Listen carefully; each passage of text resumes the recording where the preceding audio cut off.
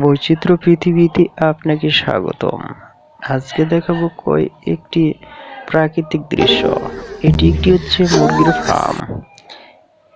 এইভাবে অসাধারণভাবে একটি মুরগির ফার্ম তৈরি করে থাকে, যেগুলো মুরগিগুলো প্রাকৃতিকভাবে গড়ে ওঠে।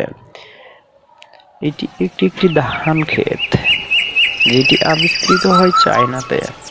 তাদের আবাদি হিসাবে তারা পাহাড়কে বেছে নেয়, কারণ পাহাড়তে হচ্ছে অযোগ্য একটি জায়গা। এটি একটি প্রাকৃতিক ওম্যান পিকচার, যেটি অদৃশ্যভাবে আকৃত।